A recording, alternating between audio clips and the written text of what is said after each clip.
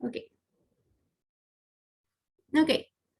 Para hablar de las superficies de las cocinas, vamos a entrar a un concepto que ustedes tienen que conocer. Un voluntario para leer, por favor, acerca de ergonomía. Yo le dicen, Adelante, Dener. em, ergonomía es el conjunto de conocimientos científicos destinados a mejorar el trabajo y sus sistemas, productos y ambientes para que se adapten a las capacidades y limitaciones físicas y mentales de la persona.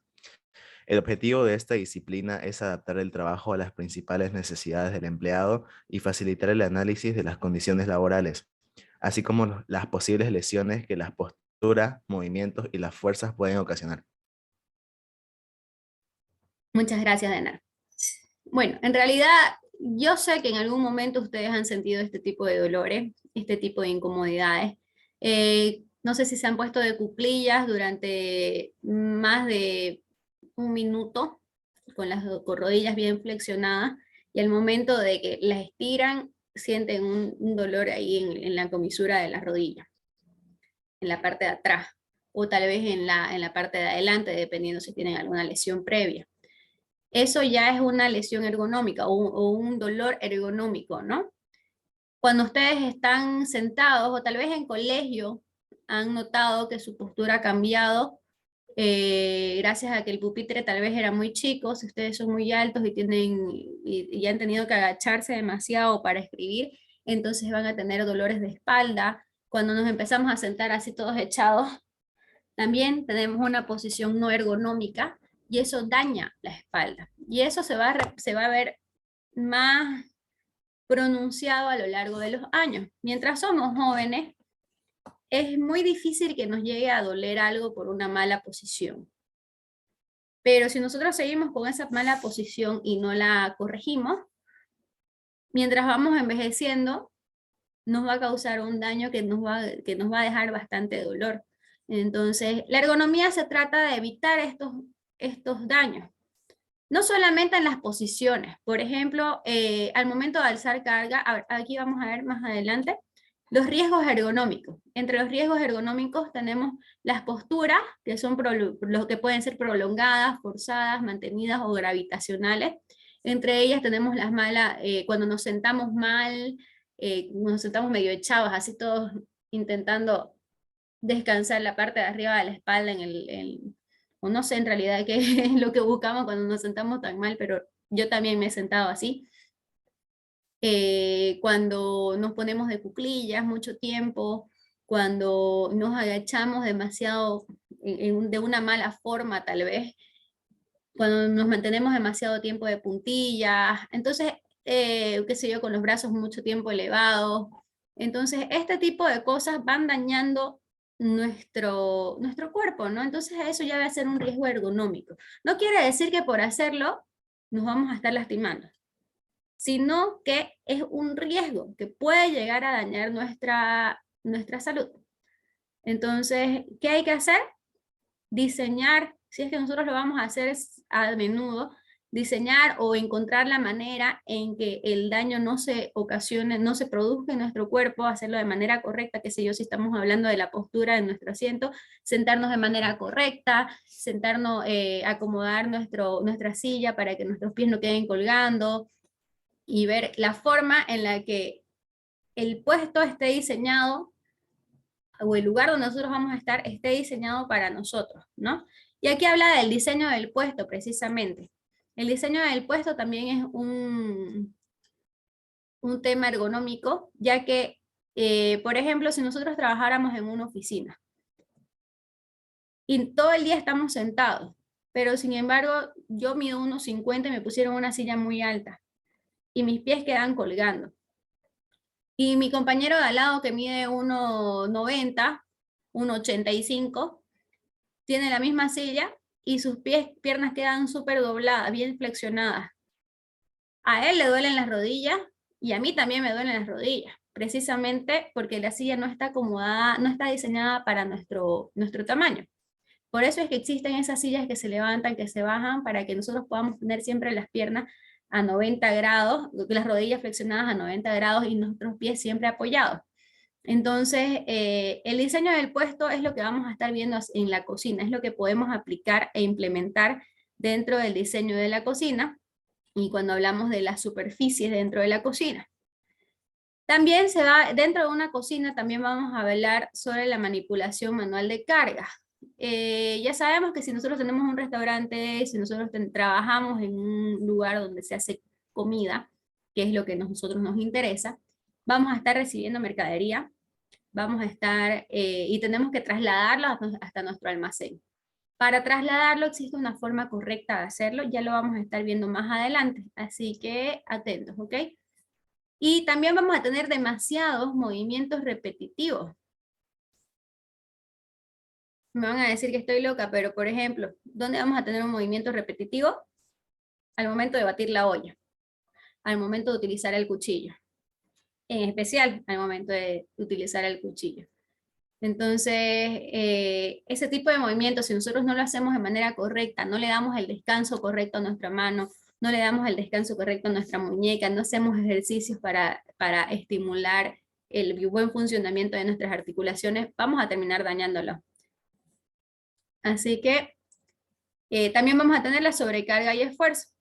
Todos estos riesgos también más adelante los vamos a analizar y vamos a ir dando ejemplos acerca de ellos para que ustedes vayan entendiendo un poco cómo es. Bueno, diseños ergonómicos para la cocina. Un voluntario para leer, porfa. Yo, Adelante, Heidi. diseños ergonómicos para la cocina. Cuando hablamos de diseños ergonómicos, no están hablando de un diseño con medidas específicas, ya que cada persona tendrá una medida diferente según su estatura y tipo de actividad. Lo que podemos generalizar es la postura correcta que se debe tomar al realizar nuestras tareas y basándonos en estas posturas podemos diseñar nuestros espacios de trabajo. Muchísimas gracias, Heidi. Por ejemplo, aquí yo les muestro esta imagen. Y es precisamente lo que les había comentado anteriormente. Tenemos una persona que, bueno, aquí se nota que tiene una silla de ruedas. Entonces, todo su espacio donde ella se vaya a desarrollar va a tener que estar diseñado para que ella, desde su silla de ruedas, que es el lugar, que es la altura que a ella le corresponde en este momento, pueda trabajar. Por ejemplo, aquí vemos que su mesón va a tener unos 76 centímetros de altura. Una persona de pie que mide unos 50, como yo, no soy nada alta por si acaso, chicos, para cuando me conozcan no tengo la expectativa de alguien de 1,60 m, 70, ¿no?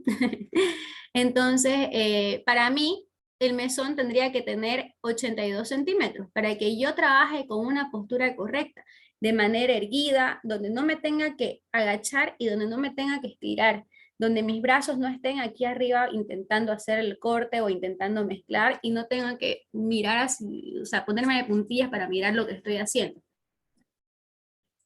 En el caso de que ya vayan creciendo las personas, vayamos haciéndonos más altas, imagínense una persona de 1,90.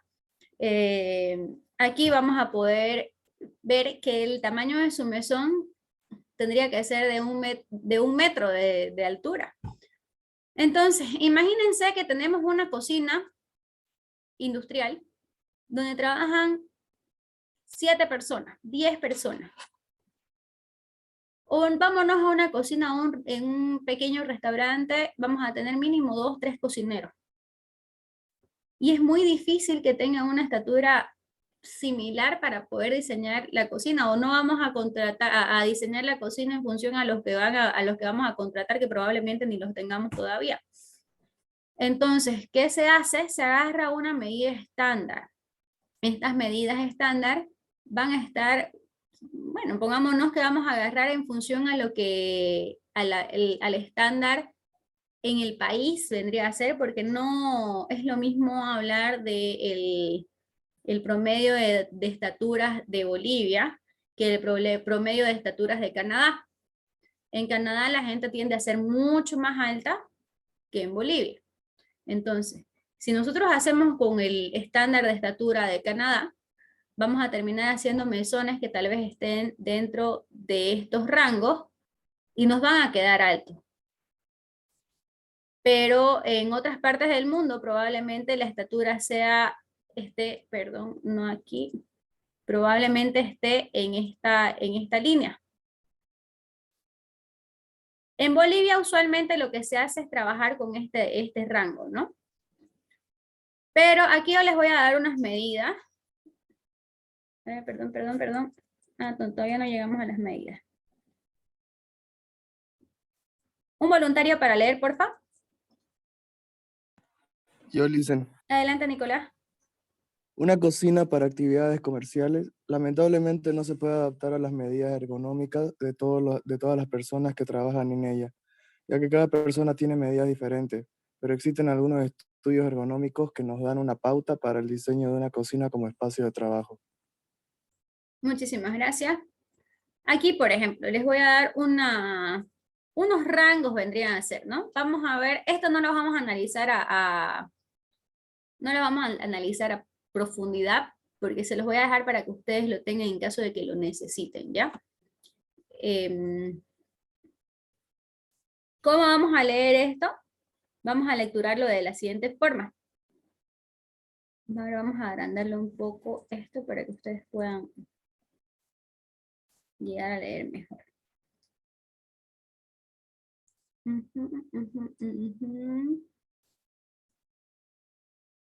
Ya. Aquí vamos a ver el espacio del que estamos hablando. Hay una pequeña descripción. Por ejemplo, acá hay una zona de circulación. Es una especie de pasillo, ¿no? ¿Qué vamos a hacer? Imagínense, tenemos que llevar una persona que tenga un ancho de unos 20, bueno, que tenga el espacio de la espalda más los codos y la bandeja que tiene alzada. Entonces, esta zona la estamos llamando como la zona D. Nos está explicando desde dónde a dónde se está midiendo y cuánto tendría que haber como mínimo para que se pueda circular libremente ahí. ¿Y qué hacemos? Buscamos en nuestra tablita, vamos a agrandarla, la letra C.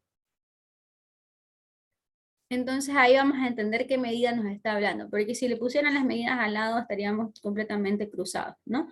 Entonces la C tendría que ser entre 76,2 y 91,4 centímetros.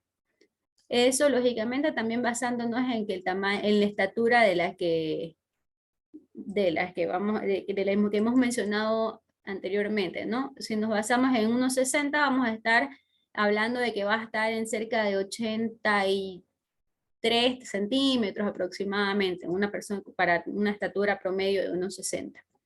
Entonces, de estas formas que ustedes van a poder diseñar su cocina, en el caso de que lo necesiten. Y ver, miren, aquí tenemos la zona del fregadero. Esta es la zona en la que van a estar lavando los platos, digámoslo así. Quiero que noten esta parte de acá.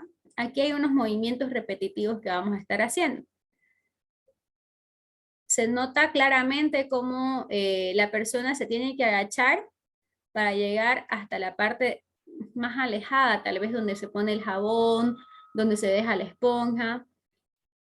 Miren la postura correcta en la que la persona tiene que alcanzar al fondo de la bacha. No tiene que estar agachada, ni tampoco tiene que estar muy estirada. Entonces el mesón nos tendría que llegar aproximadamente debajo del ombligo, unos 4 dedos debajo del ombligo, ¿no? A la altura de la cadera, digámoslo así.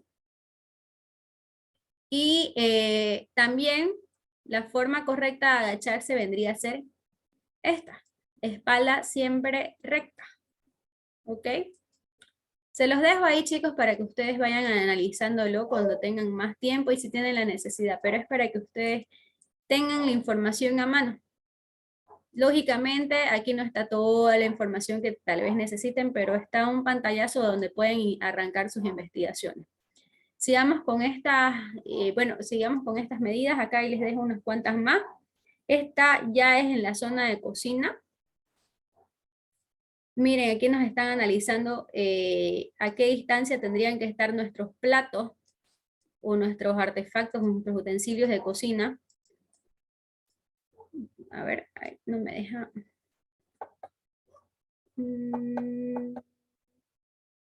Vamos a traerlo al frente.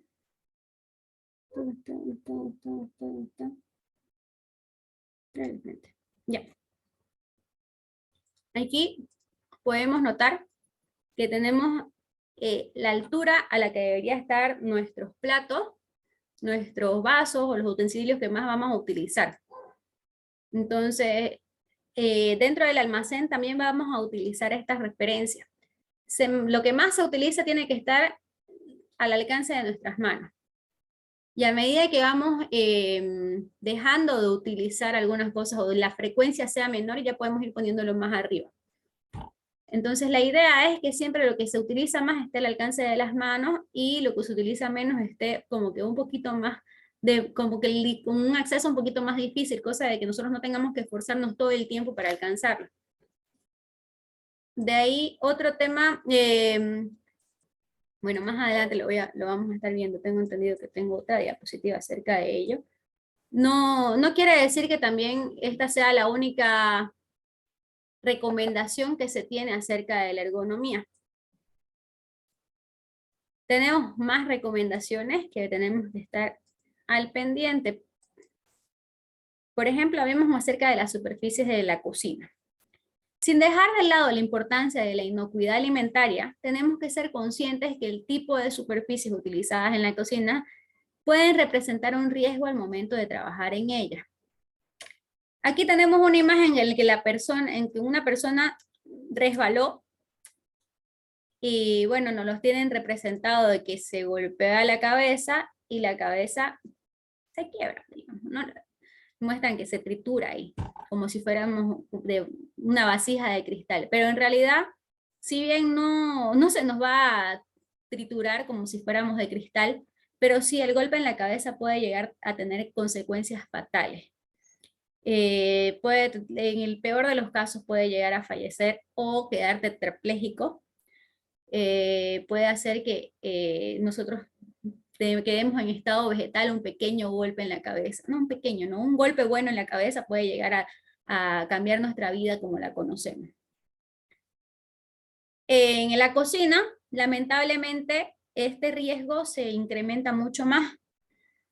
Por inocuidad alimentaria, lo ideal sería que nuestros pisos sean pues de porcelanato, ¿no? Porque es mucho más fácil limpiar, no absorbe humedad, no tiene proliferación de hongos, entonces, pero por seguridad el porcelanato en una cocina sería catastrófico, ya que estamos hablando de que en una cocina existen muchos derrames, ya sea producto de las cocciones, las salpicaduras de aceite, cuando lavamos los platos, entonces hay líquido en el suelo. Suele haber presencia de líquido en el suelo. Imagínense una cocina de porcelanato con unas gotitas de aceite.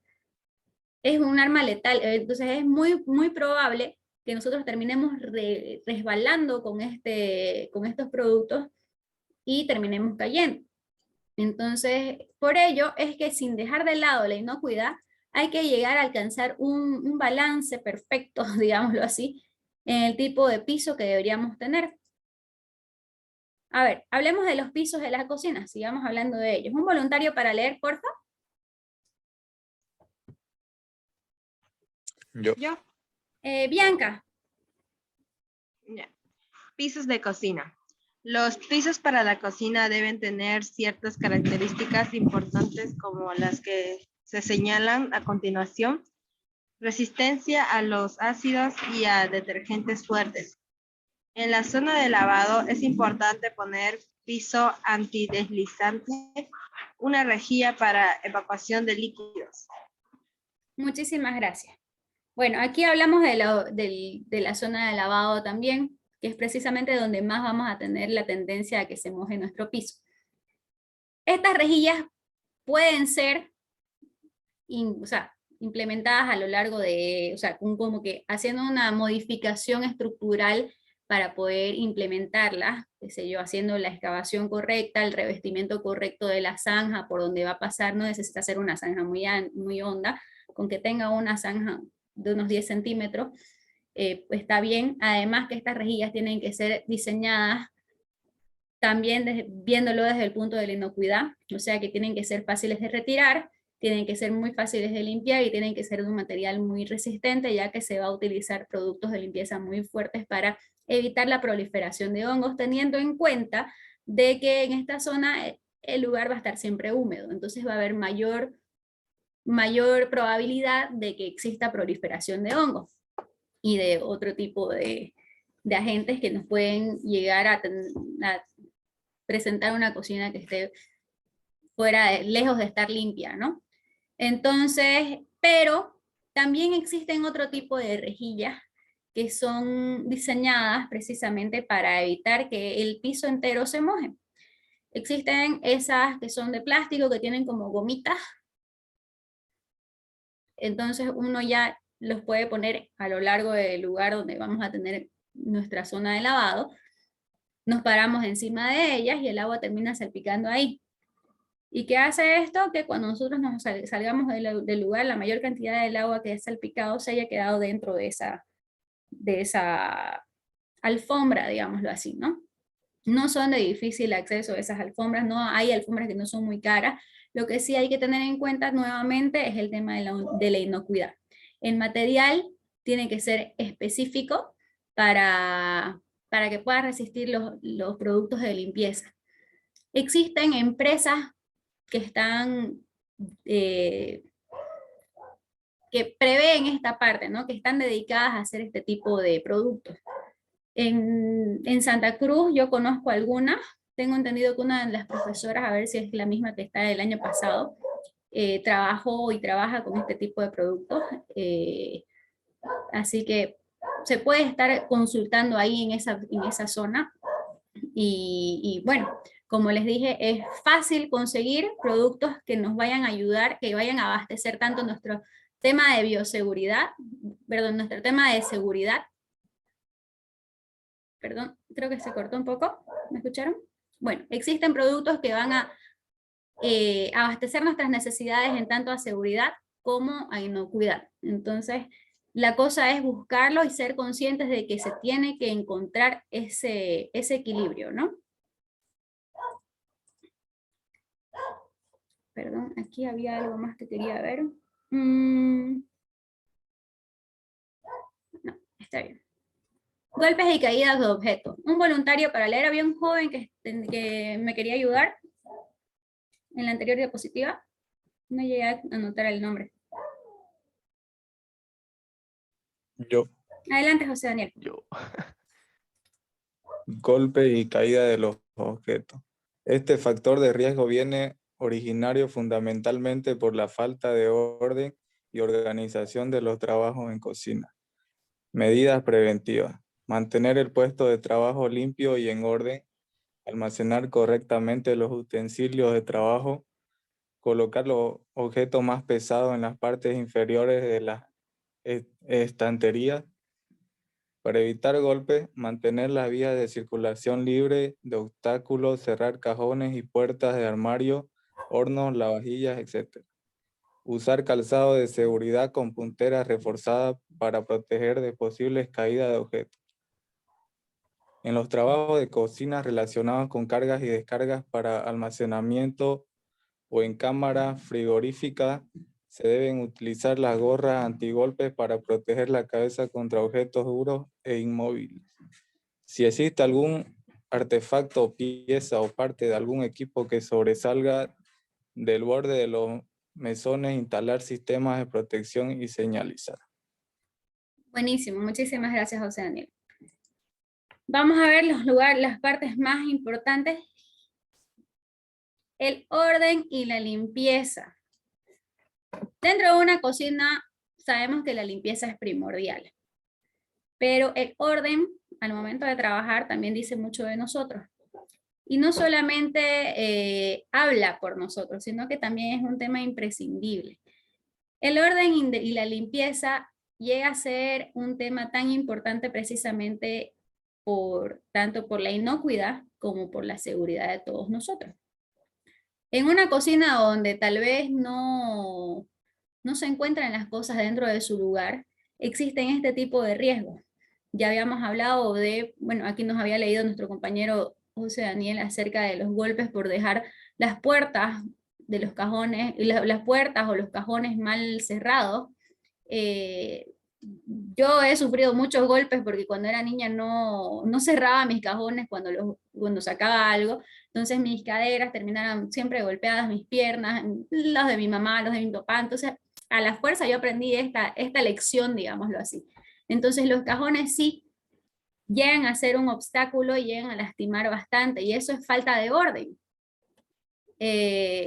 También, por ejemplo, sacamos una bandeja del horno y como no teníamos mano, la dejamos, nos fuimos a dejar la bandeja lejos del horno o en el lugar donde habilitamos para dejarla, y vino una persona distraída o que llevaba una bandeja, su propia bandeja, y se tropieza con el horno. Entonces ahí, ¿qué puede suceder? Una quemadura con el horno, vamos a fregar nuestra cocina y vamos a lastimar a la persona que se tropezó, ¿no?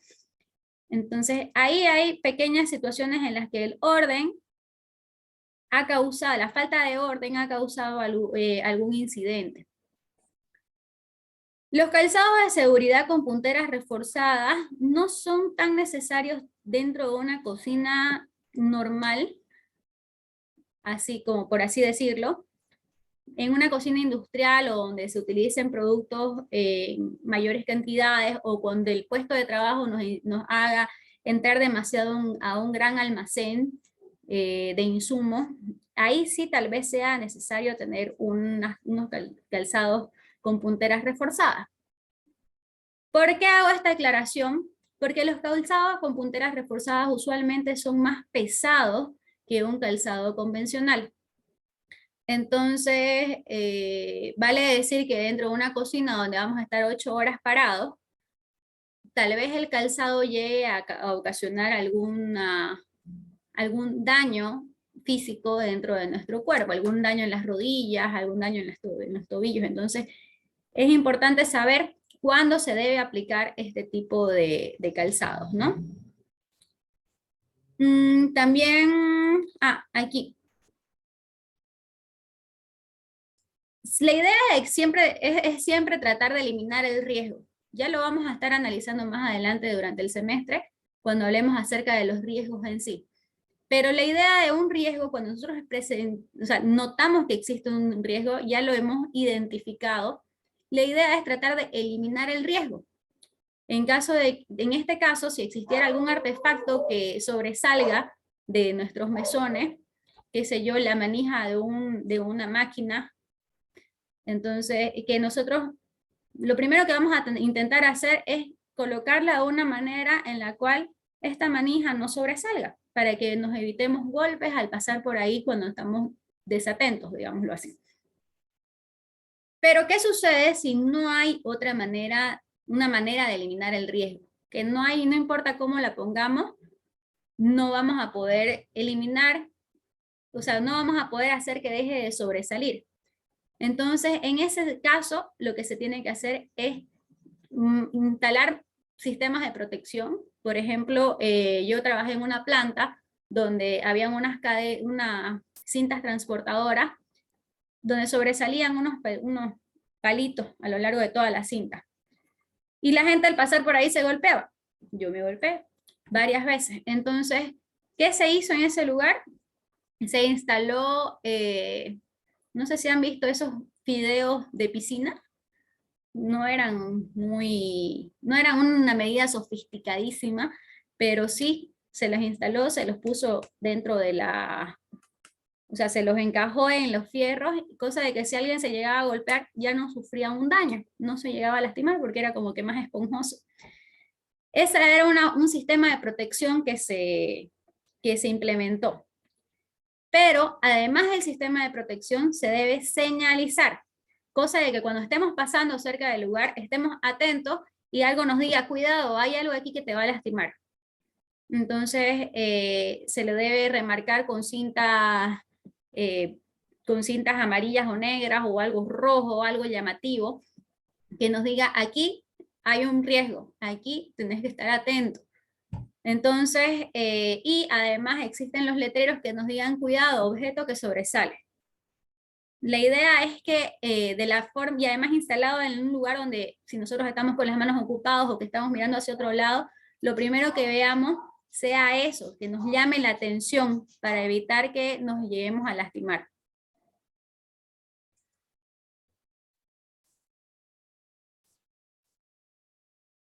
Caídas al mismo nivel. Un voluntario, por favor. Yo, profe. Adelante, Santiago. Caídas al mismo nivel. Una caída al mismo nivel se produce cuando una persona pierde el equilibrio, no existiendo diferencia de altura en el suelo o en el plano horizontal donde se encuentra. Es uno de los accidentes más frecuentes en las cocinas debido principalmente a suelos en mal estado, sucios, con restos de comida, grasientos o recién fregados. Muchísimas gracias, Santiago. Cuando hablamos de una caída del mismo nivel, también estamos hablando, por ejemplo, si nos caemos de un escalón, nos tropezamos con un escalón, entonces la diferencia tendría que ser con una altura no mayor a 30 centímetros. ¿Ya? Entonces, si nos subimos a una escalera y nos caemos, ya vendría a ser otro tipo de riesgo, ¿no? Un riesgo de caída a distinto nivel. Pero si estamos caminando y hay una gradita que no la vemos, y al tratar de subir nos caemos, ahí es una caída al mismo nivel. En la cocina, nuevamente, el riesgo se incrementa. Vale decir que si nos caemos en la calle, es muy probable que si nos lastimemos rodillas, nos podamos quebrar un brazo. En el peor de los casos podríamos caer de nuca y podríamos llegar a lastimarnos, pero la probabilidad de que esto ocurra va a ser mucho menor que en una cocina. En una cocina, si nosotros llegamos a tener una caída al mismo nivel, existen muchos objetos a nuestro alrededor con los que podemos golpearnos. Además, que trabajamos con mucha temperatura. Y esto también implica la probabilidad de que al nosotros caernos, lleguemos a tumbar o a entrar en contacto con esta alta temperatura y lleguemos a sufrir otros daños, además del golpe que nos representaría una caída normal. Aquí, por ejemplo, nuevamente con nuestras imágenes extremistas, vale decir que ¿por qué pongo este tipo de imágenes? Me van a decir que soy una exagerada, que eso no suele pasar. Pero cuando nosotros hablamos de seguridad, lo que se debe hacer siempre es irnos al peor escenario posible. Entonces, imaginarnos la peor catástrofe que podría pasar, porque si nosotros nos vamos a ese escenario, entendemos la gravedad del riesgo e implementamos medidas en función a esta gravedad. En este caso, por ejemplo, se nota que la cocinera se resbala y su mano va en dirección a caer al aceite hirviendo. Vale decir que si fuera agua, la temperatura no superaría los 100 grados centígrados. Entonces sí ocurriría una quemadura en cierta magnitud, pero si hablamos de aceite hirviendo, estamos hablando de que puede llegar a alcanzar a temperaturas arriba de los 150 grados. Así que, bueno, la quemadura en este caso sería mayor a tercer grado y ahí el tema ya es, o sea, ya sí o sí se le va a tener que dar de baja a esta persona, entonces los daños van a ser mucho mayores. La idea siempre es evitar que existan estas cosas y cómo podemos hacerlo. Ya habíamos hablado anteriormente en las superficies de las cocinas, en esta diapositiva que leíamos aquí. Evitar dejar objetos en el suelo, evitar dejar, usar calzados que tengan suelo antideslizante. Y aquí vamos a ver unas cuantas medidas más acerca de ello, ¿no? Un voluntario para leer, porfa. ¿Yo, profe? Adelante, Alberto. Caída del mismo nivel, medida preventiva. Eliminar la suciedad, papeles, polvo, derrame, grasa y desperdicio contra los que se pueda tropezar. Retirar los objetos innecesarios, envases, herramientas que no se estén utilizando. Caminar despacio sin correr. Instalar suelos y escalones antideslizantes de fácil limpieza y desinfección. Instalar drenajes para líquidos con suelo con suficiente inclinación para evitar retenciones de líquido. Limpiar con productos desengrasantes los derrames de aceite y grasa en general. Muchísimas gracias. Entonces, un consejo que yo les doy está dentro de las especificaciones de acá, pero por ejemplo, si se nos derrama algo, si se nos cae algún producto, se nos derrama agua, sopa, salsa o cualquier cosa, lo primero que tenemos que hacer es limpiar el suelo, pero no medio limpiarlo a profundidad. Por ejemplo, si se nos derrama algo de aceite y nosotros le pasamos un trapo y lo limpiamos, sacamos el excedente del aceite, estamos ocasionando que este riesgo se vuelva aún mayor, porque si nosotros vemos un charco de algo, lo primero que vamos a hacer inmediatamente es tratar de evadirlo. Pero si está limpiado, ya no vamos a poder notar fácilmente el charco, ya no va a haber un charco que ver, y vamos a pisar la superficie resbalosa y vamos a terminar cayendo. Entonces, ¿qué es lo que se debe hacer? Limpiar a profundidad el lugar donde se ha derramado algo. En caso de que sea aceite, agarrar el producto de limpieza que corresponde, hacer la limpieza correcta y luego seguir con nuestra preparación. Si es que el piso queda mojado, poner una señalización de que el piso está mojado. Existen esos triangulitos que ponen las personas de limpieza en los moles, por ejemplo, esos como que pedestales, en los que dicen piso mojado, cosa de que la persona que al pasar por ahí, que sí o sí tengan que pasar por ahí, ya sepa que el piso va a estar mojado, esté prevenido. Vale decir que si no tenemos esto a mano, si no tenemos este tipo de, por ejemplo, tenemos que dejar todo eso para ir a recoger el producto de limpieza o todo el material, hay que avisar en la cocina. La comunicación es muy importante, avisar y hacer notar a todos que ahí está mojado. Y si se puede, dejar a alguien que esté atento a las personas que puedan estar por alrededor o que necesiten pasar por ahí para estar avisando acerca del riesgo. Lo importante siempre es tratar de avisar, tratar de estar atento a lo que pueda suceder. ¿Un voluntario para leer, por favor? Yo. Yo. Anderson, no llegué a escuchar la señorita. Para la siguiente diapositiva, la señorita. Ya. Caídas al mismo nivel, medidas preventivas. Mantener las zonas de paso despejadas y perfectamente iluminadas. Concienciar a los trabajadores del mantenimiento del orden y la limpieza de sus puestos de trabajo.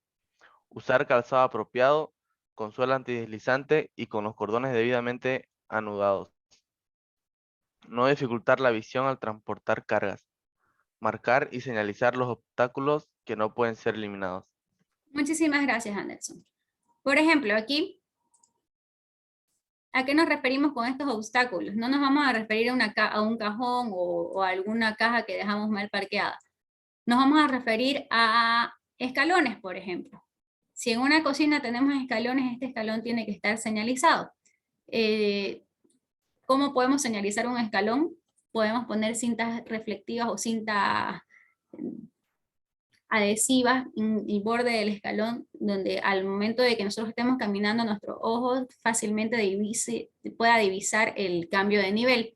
También se pueden poner, además de esas cintas que son las más comunes, se puede poner un letrero que diga cuidado escalón o cambio de nivel, cosa de que nosotros estemos atentos y podamos levantar el pie al momento, oportunamente, ¿no?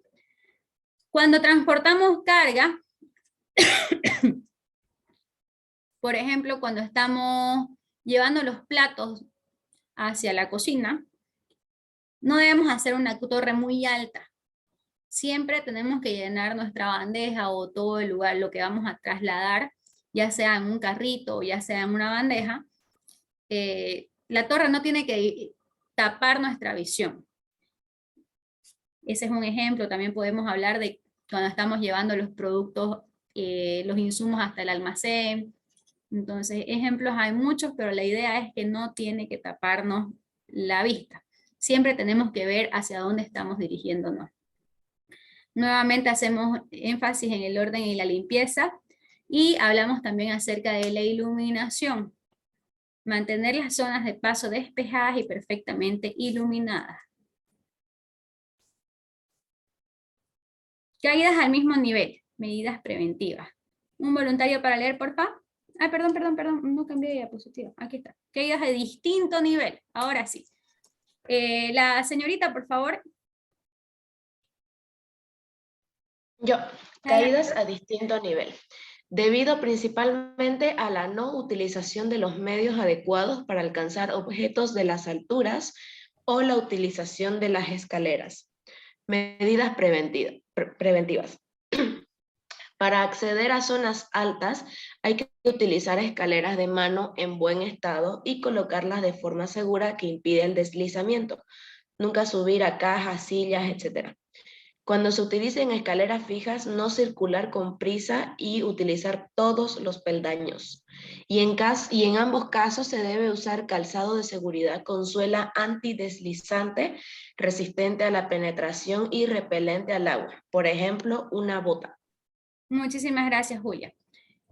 Además, aquí me faltó anotar que cuando se utilizan las escaleras fijas, o sea, la escalera que nos lleva de un piso a otro, siempre tenemos que usar el pasamano.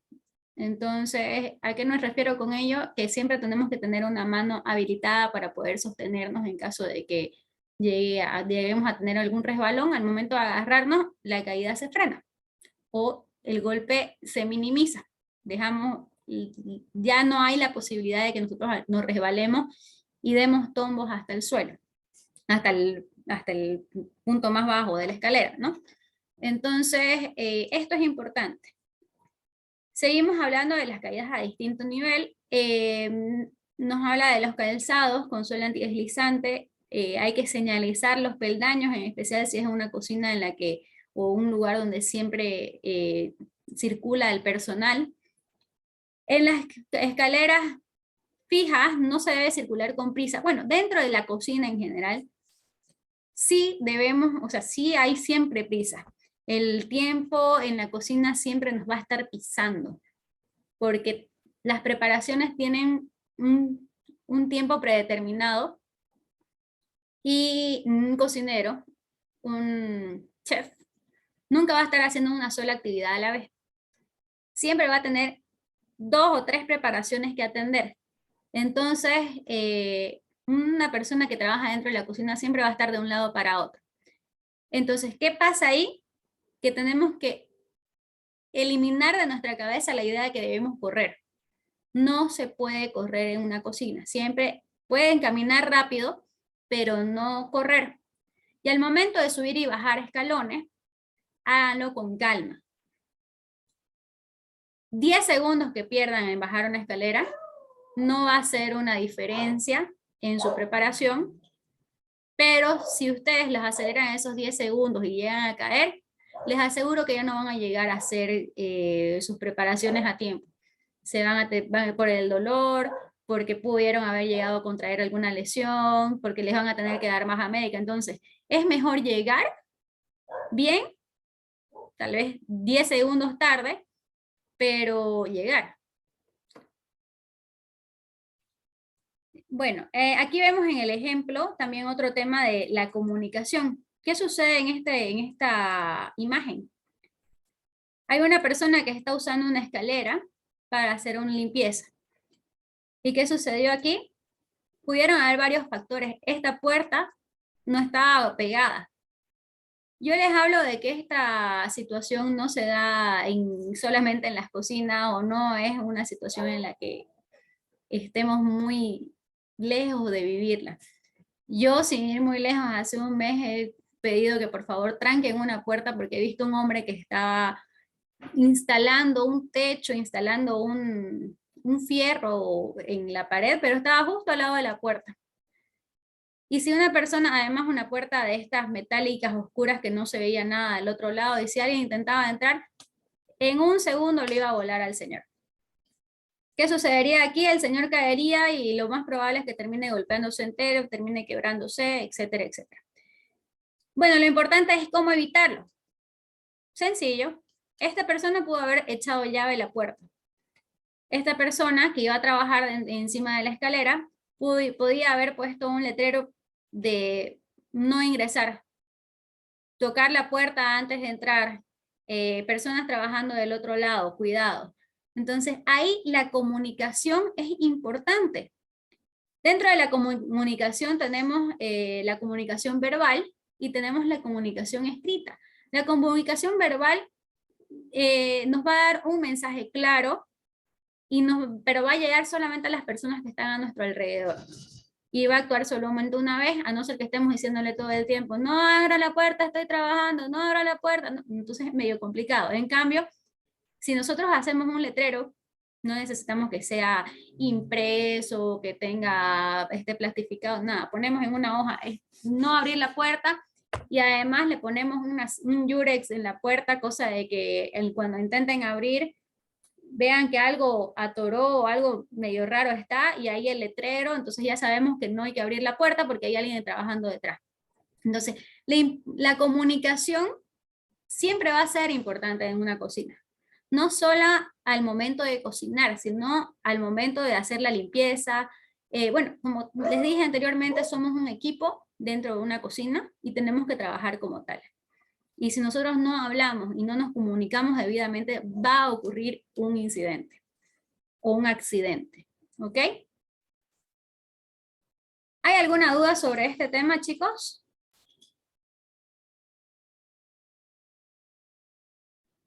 No. Bueno, dejémoslo como eslogan del tema. La seguridad depende de ti. Depende de cada uno de nosotros. No solamente del responsable de seguridad, si es que existiera. Depende de cada uno de nosotros. Solamente nosotros podemos asegurar que nosotros, bueno, que ustedes mismos y las personas que están a su alrededor lleguen a su casa tranquilamente, así como salieron de ella, ¿no?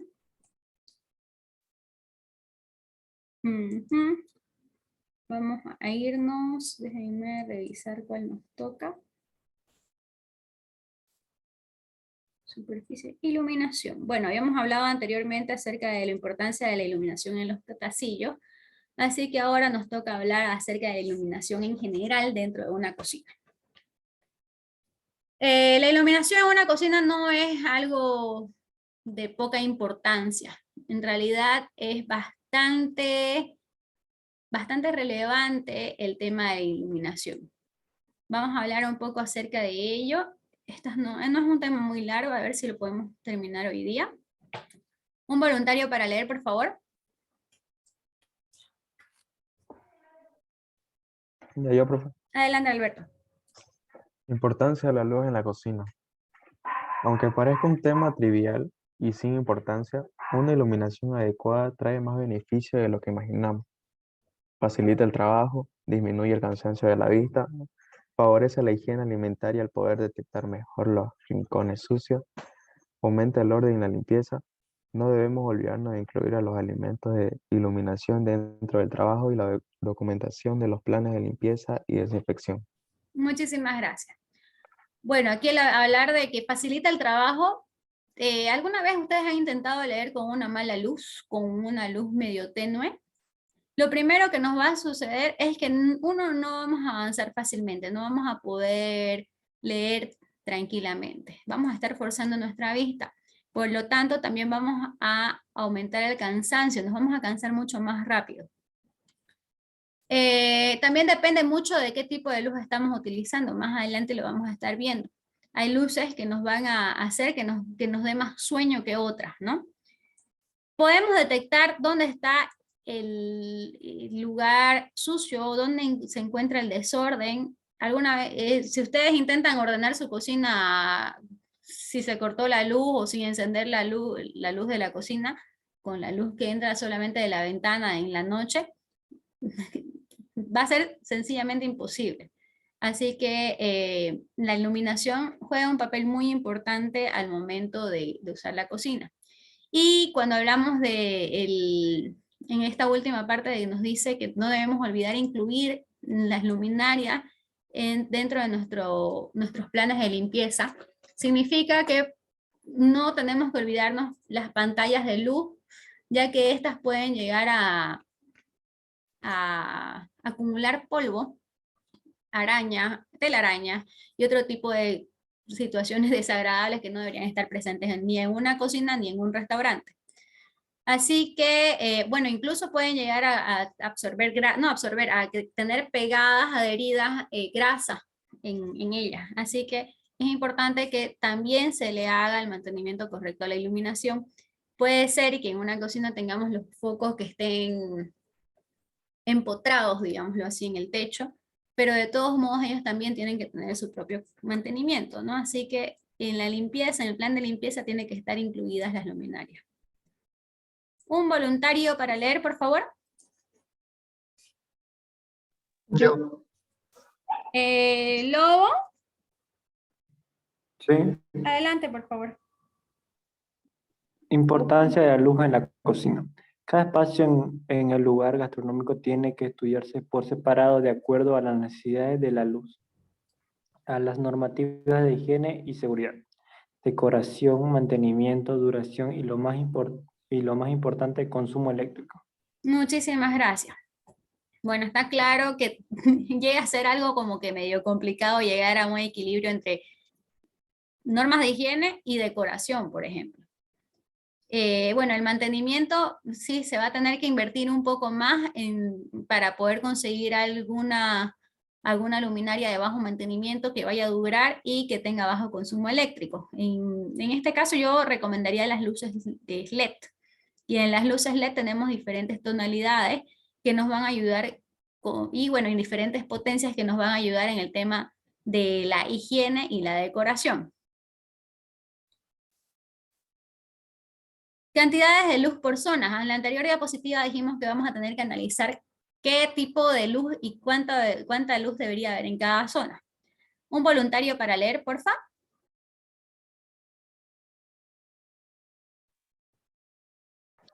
Yo. Adelante, María Belén. Zonas de bodega, almacén, despensa, de 50 a 100 luces. Zonas de vestuarios, acceso, pasillos, cuartos de loza, de 100 a 150 luces. Zonas de lavado, office y otras áreas similares, 200 luces. Zonas de elaboraciones y preparación de alimentos y zona de cocina, de 300 a 400 luces. En mesas concretas se pueden alcanzar los 50 luces. Los 500 luces. Perdón, 500. ¿Qué es un lux? Puede definirse como la unidad utilizada para calcular la cantidad de luz sobre la superficie y es equivalente a un lux igual a un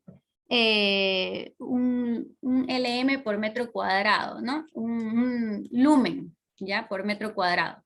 Como, por ejemplo, si una luminaria emite un lumen, un LM, en la superficie del objeto de un metro cuadrado habrá un lux, ¿ya? Un LM en un metro cuadrado va a ser un lux. Eso lo vamos a encontrar en la descripción del foco. También vamos a tener que entrar en esta parte que es el espectro de fuentes de luz. Las fuentes de iluminación modernas difieren de la cambiante luz natural en su rango de longitudes de onda.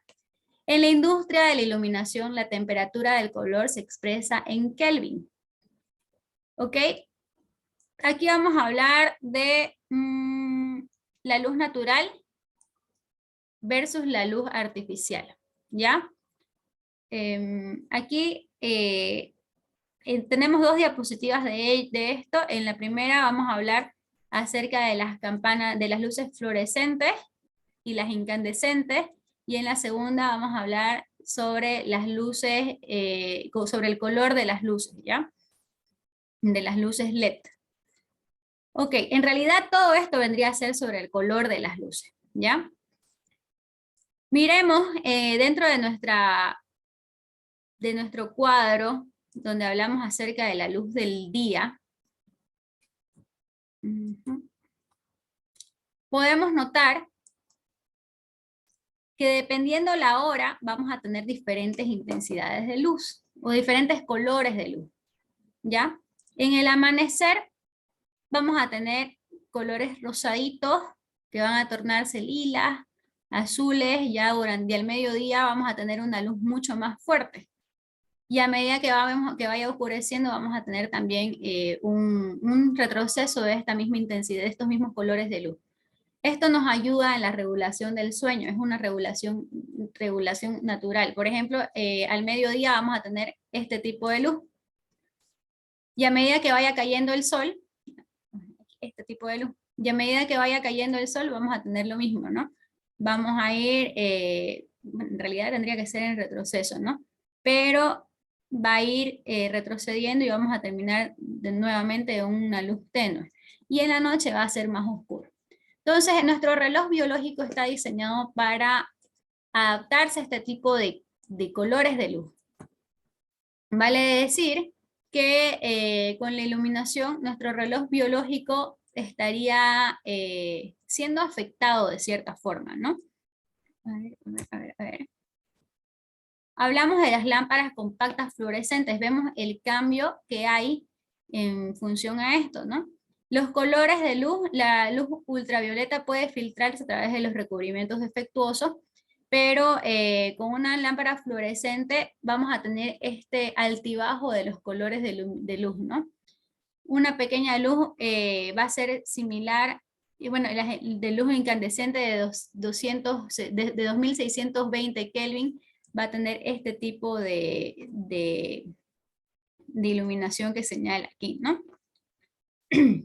Pero cuando hablamos de las luces LED vamos a ver que hay un tipo de iluminación más similar a la luz que hay en el día. No es igual, pero sí llega a ser algo como que mucho más similar, es un rango menos diferente a la luz del día. ¿Ya?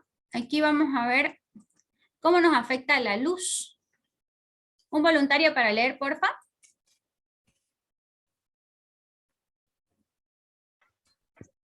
No se peleen. Yo, Alison. Adelante.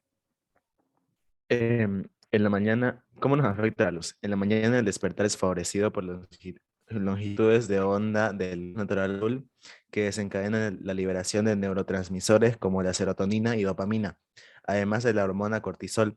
Por la noche los niveles naturales de luz disminuyen y son reemplazados por una tenue luz roja. Entonces se produce la hormona melatonina y esta nos ayuda a conciliar el sueño. Se requiere una oscuridad completa por la noche para iniciar el proceso de renovación celular. Muchísimas gracias. Entonces, ¿qué va a suceder aquí? En el día, estas hormonas, la serotonina y la dopamina, bueno, y cortisol, nos van a ayudar a mantenernos despiertos, nos van a dar la actividad. Entonces la serotonina nos va a ir despertando, la dopamina y el cortisol nos van a mantener el cerebro atento. Entonces, a medida que vaya disminuyendo la intensidad de luz y el color de la luz, porque ya sabemos que en el mediodía vamos a tener una luz mucho más rojiza que las que vamos a tener al inicio de la mañana y al finalizar la tarde, entonces vamos a empezar a producir otro tipo de hormonas. Entonces este tipo de hormonas ya nos van a ayudar a conciliar el sueño. ¿Qué quiere decir? Que nuestro cuerpo está adaptado para que la luz cálida, la luz más rojiza, más anaranjadita, nos va a hacer producir sueño. La luz más blanca, más iluminada, más fuerte, nos va a hacer que parezca más de día, entonces vamos a tender a despertarnos. La luz blanca en la cocina mantiene la mente despierta y alerta. Evita que se confundan los colores dentro de nuestro proceso productivo, por ejemplo, la caramelización de la leche, la caramelización del azúcar. Dentro de una cocina se recomienda que se tenga luz blanca porque nos va a mantener despiertos, mucha iluminación, vamos a estar más despiertos y nos vamos a poder mantener durante más tiempo alerta. Vale decir que hay cocinas que trabajan 24 horas, entonces al momento de estar encerrados en un lugar donde hay luz blanca, la noche no se llega a diferenciar en nuestra mente.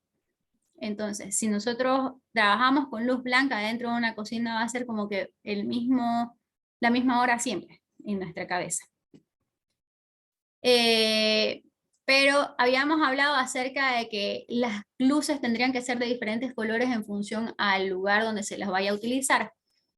Por ejemplo, en un restaurante, en la cocina tendría que haber luz blanca, pero en el lugar donde se va a servir el alimento, se recomienda tener luz cálida, precisamente porque es más acogedora, porque hace que la gente se sienta más cómoda, es como que ya nos da la sensación de ya estar finalizando el día en nuestra casa un poco más tranquilos, ya como que relajarse. Entonces, Esa es la sensación que deberíamos brindar a nuestros comensales para que ellos se sientan a gusto dentro del lugar y coman como que concentrándose más en los sabores, ya que es como que la sensación que da al finalizar el día. Por eso es que se dice que se tienen que analizar los lugares, bueno, la iluminación dependiendo del lugar que se vaya a iluminar. ¿Queda alguna duda, chicos? No, profe. Ok, chicos, se salvaron esta vez de la tarea. Así que gracias por sus participaciones. Espero que hayan disfrutado la clase. Y bueno, nos vemos la siguiente semana.